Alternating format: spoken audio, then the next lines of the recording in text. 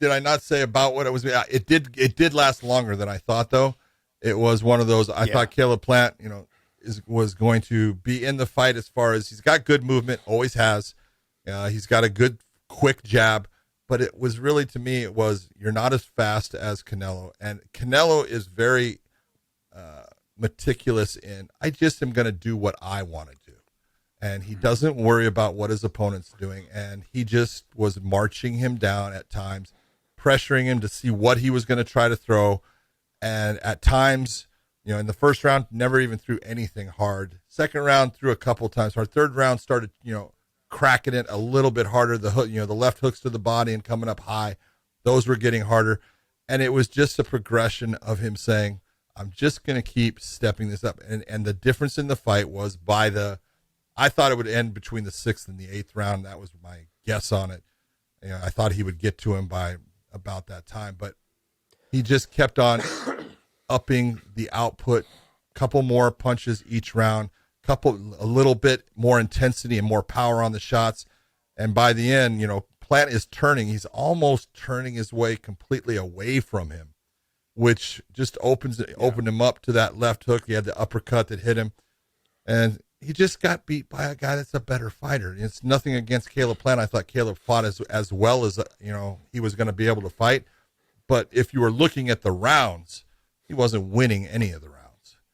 Let's be honest. He may have won the first. I'll give him the first round because, Canelo really didn't throw a whole lot, but he just wasn't winning rounds. So he wasn't going to win the fight. And it was just, okay, when is this going to be when Canelo says, I've had enough. I'm going to start cracking you big. And that's what he did. And he stopped it in the 11th.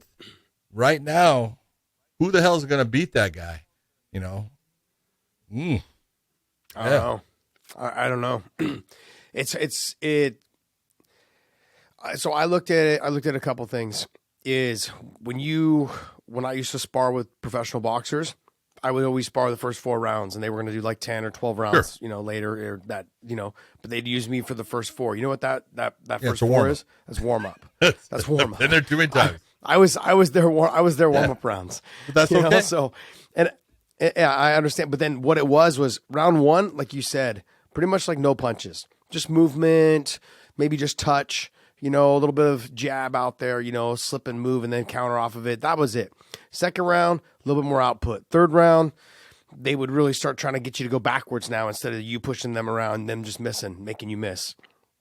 By the 4th round for me, they started touching me, putting me a little bit on stanky legs sometimes, or, just pushing me around, like cutting me, making me miss, making me tired because I was missing so much. And then I'd go out, and then they'd bring in real boxers, and then they would get into full-on slugfest. One round maybe with the new guy that came in, and would need to get warmed up too. But that first round for them was a warm-up round, and then it got hard again for 4 rounds or 5 rounds or 6 rounds, however long that pro boxer was going to go in with the other pro boxer. That's what I felt like I watched. Was I saw Canelo just start warming up, and by round 3 and 4, he was in full swing. But then it was like, okay, look, even though I'm still in full swing, I'm making you miss. I'm not taking any hard shots. I'm going to still wear you down until you realize that you don't have anything for me. Start backing you up. Start making you tired. Start putting pressure on you without throwing anything. That's a key thing for boxers or for fighters, period, even MMA guys. Yeah. If you can make someone tired by making them go backwards and not have to throw anything yourself, that's that next level stuff. Nick and Nate Diaz made their career off of that, is forcing people. But they really, even when they did throw or when they threw a lot of times they didn't even have to throw. They just stayed long. They kind of just slapped and pawed at you. That didn't take energy. They just made you work backwards, and they made you flinch. They made you move. They made you use energy that you didn't need to. That's exactly what he did last night. It was impressive performance. And then when he decided, like you said, to unleash the power, Caleb Plant had no answer for it. Just the precise precision of it all. As soon as that power started touching him, you saw Caleb Plant's his output went down to hardly anything, because now it was like, holy Christ, and he's just thinking of defending, which only made things worse and easier for Canelo. The fight that I'd really like to see, and I know it's never going to happen, would be Andre Ward. Yeah, that's not going to happen.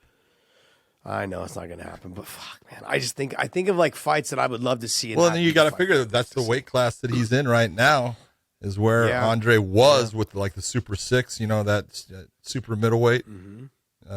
That was at 160, wasn't it? 168. Yeah. Oh, was it 168? Jeez, man. Yeah. I would love to see that fight. That was a I know great the tournament. board's done. Yeah, I know he's done. I wish Showtime would bring, because they did, the Showtime's the company that did that, right?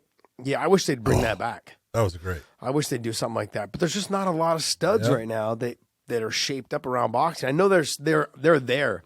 They just don't have the name recognition that they had back then.